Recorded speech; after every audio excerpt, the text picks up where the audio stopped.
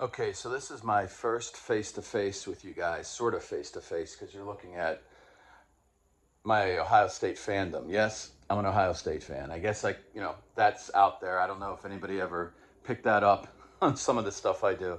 I'm sure everybody did. And this is actually the last championship they won, which was the first ever of the playoff system, and they beat Oregon, who they play in a couple of days. This was the one in 2002 with Jim Tressel. That's a football from that time, and I got that football when I was blogging for the Columbus Dispatch back in 2004. That was my payment, and then this is Archie Griffin down here because I go that far back. I was a fan all the way back into the 70s. With the great teams then all the way. I was a kid, a little kid, but I remember Woody Hayes and that whole thing at Clemson. And I was outraged, but of course, looking back, I understand now. But when I was a kid, I was like, he didn't do anything wrong. But anyways, yeah. So here's the deal. A lot of you have seen my vids from before and whatever. And of course, I have a powerspread.net, a Powerspread podcast, and this is Powerspread XO, YouTube.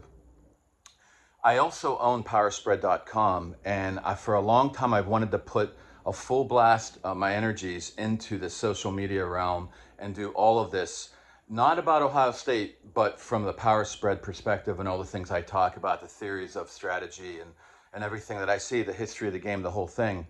I've always wanted to do a more updated powerspread.com on a daily basis, weekly basis kind of thing. And then the powerspread.net would be more the philosophy side, even bordering into the society stuff that sports is always mirroring and affecting. So that was always my original goal. And of course, I love breaking down film, and you guys have seen that here on the YouTube. And I love just blabbing away on podcasts, and I had the last thing I did was SEC, Big Ten previews, and the overall college football and NFL preview. And that's the last time I left off.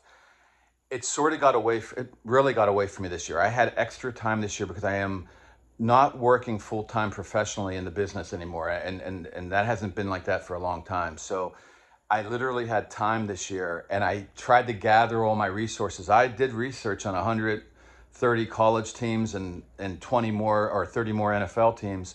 I just wasn't able to put it together to give it to you guys out there. And so I decided to kind of regroup, shut it down, reset for next year. And I'm going to be coming out with articles on my powerspread.net to explain what I'm thinking, what I'm trying to do, what my goals are. Then last week I was on Juck on Bucks. And by the way, I feel the two big games this year, Alabama, Georgia, needs an analysis, better analysis than I've seen anywhere. It needs more. That can be in the offseason now. The failure at Alabama was nothing to do with schemes. So that is neither here nor there. That was a whole culture situation, and a brand new guy, not from that culture. And I had a feeling there would be some issues with that. They weren't aligned, and they played some bad games. Okay. The other game that maybe was the best all year was Oregon and Ohio State. And really, that was one of the better games Ohio State pulled out this year on offense. On offense, they were pretty creative, but as usual, as it's been all year until last game, the playoffs, it was a conservative game plan. And you would see little hints of some really cool stuff Chip Kelly was playing around with, and then shut it down. Like, just keep it real, conservative. And of course, no tempo. We've had some tempo out of nowhere in the playoffs. They went to tempo, and that wasn't much. I would almost just call it no huddle more than a hurry up. It was definitely not tempo, and it was definitely not like the frantic tempo stuff that Chip Kelly would do in the past. But it had the no huddle a lot, and I can show you in the films, if I look at Tennessee, where that really affected Tennessee, and they weren't ready. They weren't lined up. Not just being lined up, they just weren't. It's a whole lot. Like, you have to be secure in your mindset and your concept, play to play. And if you're not secure, and you may say, we practice it so much. We've been doing it all year. Our defensive coordinator keeps it simple for us, so we can do this. But when you're going tempo, it's just harder. It's harder when you have the extra 10 or 20 seconds is huge in football. Each second is like a regular person's hour, put it that way, okay? So it's big. It's all, exaggerated in sport.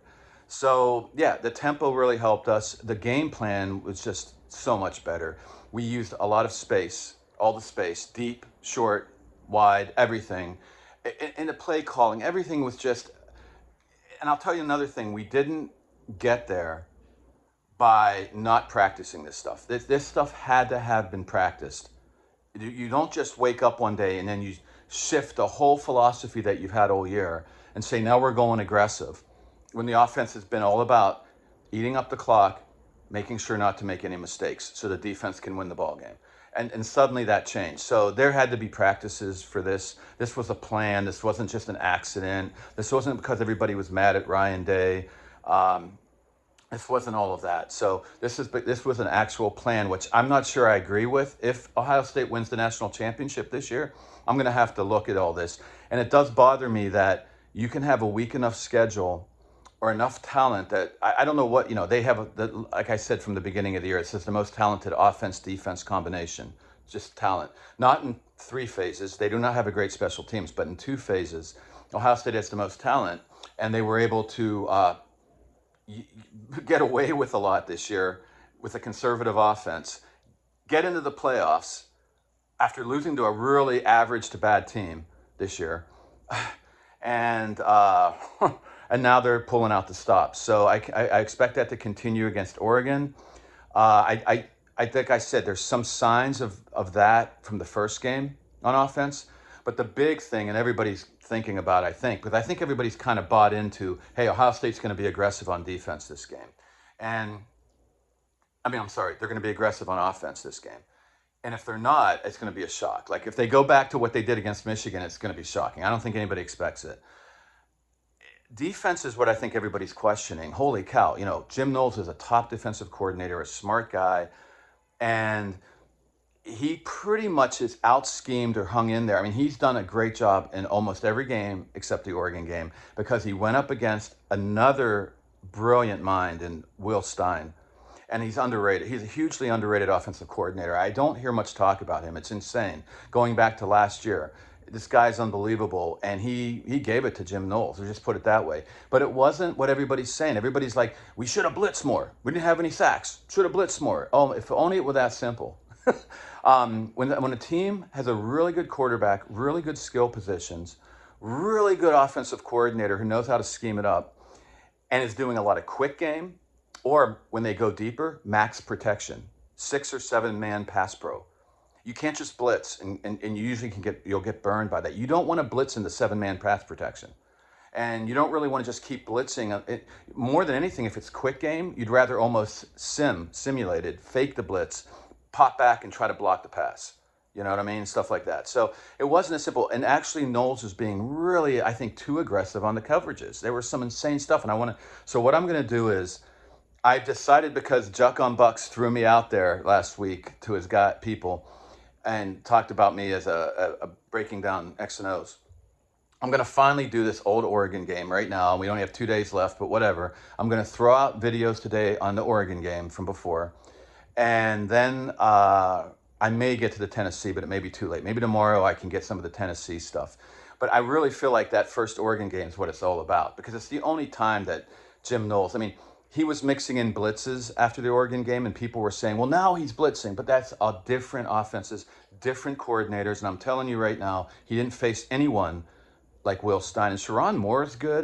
Some of these guys, Josh Heupel's good, these guys, but wasn't like Will Stein. And Knowles that's the only time he's been beat all year. I don't expect it this time. But I don't expect it's just going to be full out blitzes. In fact, even in the Tennessee game, there wasn't a ton of blitzing. But I think he's going to mix stuff up, but maybe just calm it down a bit, a little less aggressive. And then I'm not a big technique guy, but we have to look at some of the technique Denzel Burke was playing, because he gave up the explosives. And a lot of that first Oregon game was about the explosives. And I'm going to even show you, I think the guy, Ron Cooper, I forget, the defensive backs coach, he does a great job of showing what I learned when I played, by the way. When you're covering a guy and he's fade route and he's going to the sidelines is over there, you have it like this, and you turn the hips and you push your body up against him, and you look for the ball. That's the way I always was taught. What I said, and you don't get called for pass interference, and you always keep your eye on the ball. The ball's the most important thing. What Ohio State is doing is being all over the guy, and half the time they're not even looking for the ball. They're throwing their arms up. When the guy catches it, they're trying to rip the ball out. I'm not saying, I mean, Jim Knowles knows a heck of a lot more than me. So I've seen this from other teams too. He's not the only one, this technique of just really aggressive. And a lot of fans were mad at all the pass interference penalties. I believe that we were lucky there weren't more. I mean, when I always was taught, if you're not looking for the ball, you're going to get called. And we at times didn't get called, and we were throwing our arms up and not looking for the ball and didn't get called. So I'm going to show some of this. So I'm going to put all this together, show it for you guys, and it will be there. If it's a little too late, you can see it after one day, whatever. But I want to do this. I'm kind of doing it for Juck. That was really cool, Juck, to throw that out. Thanks, Juck. And we'll go from there. I'll put these videos out now.